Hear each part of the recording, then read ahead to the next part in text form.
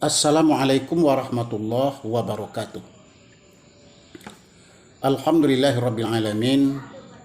Hamdan syakirin, hamdan naimin, hamdan yuwafi ni'amahu wa yukafi'u mazidah. Ya Rabbana lakal hamdu kama yanbaghi li jalali wajhikal karim wa azimi sultanik. Ashhadu an la ilaha illallah wahdahu la syarikalah wa ashhadu anna sayyidana wa nabiyana Muhammadan abduhu wa rasuluh. Allahumma shalli ala sayyidina Muhammad wa ala alihi wa sahbihi ajma'in, amma ba'du. Kaum muslimin yang berbahagia, buat langkah pertama kita tidak lupa-lupa mengucapkan syukur alhamdulillah kehadirat Allah Subhanahu wa taala yang senantiasa memberikan kepada kita kesempatan dan kesehatan sehingga kita dapat bertemu kembali dalam tausiah yang pendek ini. Mudah-mudahan Allah Subhanahu wa taala memberikan rahmat dan memberikan berkah kepada kita semua. Amin ya rabbal alamin. Kemudian selawat dan salam kita kirimkan kepada arwah junjungan kita Nabi besar Muhammad sallallahu alaihi wasallam, karena beliau telah berjuang dalam membimbing umat manusia dari alam kegelapan kepada alam yang terang benderang sebagaimana yang kita ketahui pada saat ini. Kaum muslimin yang berbahagia, agama kita, agama Islam, adalah suatu agama yang teramat sangat mulia. Bahkan dalam Al-Quran Allah katakan, Innad dina indallahil Islam. Sesungguhnya agama yang diridhai oleh Allah Subhanahu wa taala hanyalah agama Islam. Agama Islam yang sangat mulia ini dikatakan oleh Nabi punya tiang. Tiangnya adalah salat, yaitu salat yang 5 waktu. Tiang agama Islam adalah salat yang 5 waktu. Sebagaimana sabda Nabi, as-salatu imaduddin, faman aqamaha faqad aqamaddin wa man tarakaha faqad hadamaddin. Salat, kata beliau, adalah tiang agama.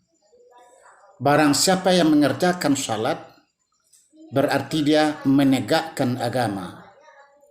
Dan barang siapa yang meninggalkan salat berarti dia merobohkan agama, yaitu merobohkan agama Islam. Karena agama Islam ini tiangnya salat. Kaum muslimin yang berbahagia, hadis ini memberikan penekanan kepada kita alangkah pentingnya kita umat Islam melakukan salat yang 5 waktu.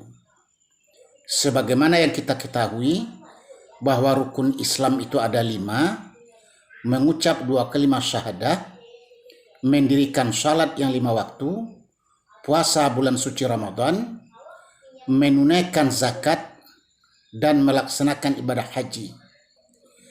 Kelima-lima rukun Islam ini sesungguhnya yang tidak dapat kita tolak melaksanakannya adalah kewajiban salat.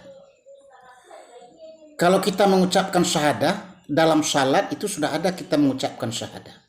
Asyhadu an la ilaha illallah wa asyhadu anna Muhammadar Rasulullah. Memang kita mengucapkan syahadah dalam kita melakukan salat itu. Kalau puasa Ramadan, puasa artinya adalah pembersihan, menahan diri kita dari hal-hal yang membatalkan puasa. Artinya kita dalam melakukan salat juga melakukan puasa sebetulnya. Tidak ada orang yang salat itu makan, minum, dan lain-lain sebagainya yang dapat membatalkan puasa. Demikian juga dengan zakat. Yang pengertian zakat itu adalah tazkiyatul mal atau tazkiyatun nafsi. Pembersihan harta bagi zakat harta dan pembersihan diri, pensucian diri bagi zakat fitrah. Orang yang melakukan salat sudah jelas bersih dia. Dia berudu, dia beristinja, dia membersihkan dirinya. Kalau ada hal-hal yang wajibkan dia mandi, dia wajib mandi terlebih dahulu baru menghadap kepada Allah Subhanahu wa taala. Maka ini adalah syariatnya. Demikian juga dengan melaksanakan ibadah haji. Yang pada waktu orang melaksanakan ibadah haji, dia berkunjung ke Ka'bah, ke Baitullah. Dan kita dalam melakukan salat juga menghadap ke kiblat. Sedangkan kiblat kita adalah Ka'bah, Baitullah. Ini terkumpul semuanya dalam kita melakukan salat. Makanya Nabi mengatakan as-salatu imaduddin, sembahyang itu tiangnya agama. Kalau sekiranya kita tinggalkan, berarti kita merobohkan agama kita. Dan kalau kita mengerjakannya, berarti kita menegakkan agama kita. Itulah diantaranya hikmah orang yang melakukan salat. Dan terlebih-lebih lagi, Nabi juga mengatakan dalam satu hadis beliau bahwa di akhirat nanti Allah tidak tanya dulu amalan-amalan kita yang lain. Tidak ditanya bagaimana kita menunaikan zakat, memberikan sedekah, melaksanakan ibadah haji. Tidak ditanya dulu. Yang terlebih dahulu ditanya itu adalah ibadah salat kita, ibadah sembahyang kita. Bahkan beliau bersabda, awwalu ma yuhasabu bihil abdu yaumal qiyamah as-salah. Fa in salahat salaha sairu amali wa in fasadat fasada sairu amali. Beliau bersabda, yang pertama ditanya oleh Allah bagi seorang hamba nanti di hari kiamat ialah kewajiban salatnya. Apabila selesai kewajiban salatnya, maka diperiksalah ibadah-ibadahnya yang lain. Tetapi kalau tidak beres ibadah salatnya, maka ibadah-ibadahnya yang lain belum lagi diperiksa oleh Allah Subhanahu wa taala. Alangkah indahnya kaum muslimin yang berbahagia, orang yang melakukan salat. Orang yang melakukan salat dalam keadaan suci, dalam keadaan bersih. Kita berwudu, membasuh muka, membasuh tangan, membasuh kaki dan anggota-anggota wudu yang lain. Maka akan terjadilah pancaran cahaya, sinar kebersihan, sinar kesucian bagi orang yang melakukan salat. Karena Allah memang mencintai orang-orang yang bersih dan orang-orang yang suci. Bahkan Allah berfirman, innallaha yuhibbut tawwabin wa yuhibbul mutatahhirin.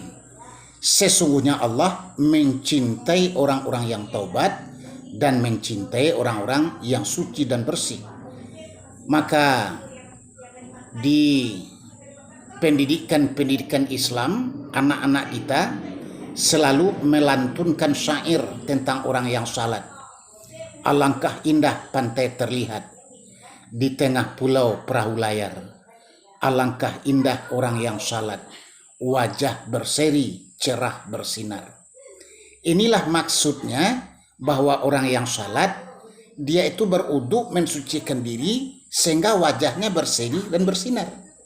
Dan memang pernah Nabi bersabda kepada para sahabat-sahabat beliau, kata beliau, bagaimana pendapatmu kalau seseorang itu mempunyai rumah di tepi sungai, lalu dia mandi di sungai itu 5 kali sehari? Maka sahabat-sahabat menjawab, tentulah dia sangat bersih, sangat suci ya Rasulullah. Maka Nabi mengatakan, demikianlah orang yang melakukan salat yang 5 waktu. Dia akan bersih dari dosa dan suci dari dosa karena melakukan salat yang 5 waktu tersebut. Beginilah kita melakukan salat. Begitulah Allah mewajibkan kepada kita yang namanya ibadah salat, menjadi tiang daripada agama kita dan penentu diterima atau tidaknya oleh Allah Subhanahu wa taala amal-amal ibadah kita yang lain nanti di akhirat. Dan ianya merupakan pokok pangkal daripada kesucian, baik kesucian zahiriah kita ataupun kesucian batiniah kita, kesucian rohaniah kita. Di waktu kita salat menghadap kepada Allah Subhanahu wa taala, kita tidak mengingat yang lain-lain. Terpusat ingatan kita kepada Allah Subhanahu wa taala. Karena Allah mengatakan wa aqimis shalah li dzikri. Dirikanlah olehmu salat untuk ingat kepadaku. Maka kita ingat kepada Allah. Maka di saat itulah kita menghambakan diri kita, ruku dan sujud, merendahkan diri di hadapan Allah Subhanahu wa taala. Maka alangkah indahnya orang yang melakukan salat tersebut. Mudah-mudahan bapak-bapak dan ibu-ibu, kaum muslimin dan kaum muslimat, kita akan dapat melaksanakan perintah salat ini dalam kehidupan kita. Dan Allah berikan kepada kita kekuatan untuk melakukannya. Dan disingkirkan segala halang-halangan yang dapat menghalangi kita untuk melakukan kewajiban salat tersebut. Mudah-mudahan tausiah yang sedikit ini akan dapat menggugah kita dan merangsang kita untuk lebih bersemangat lagi melakukan perintah Allah Subhanahu wa taala yang bernama salat yang 5 waktu. Semoga Allah merahmati kita semua dan mengampunkan dosa-dosa kita semuanya. Demikian kaum muslimin yang berbahagia. Terima kasih dan mohon maaf. Wassalamualaikum warahmatullahi wabarakatuh.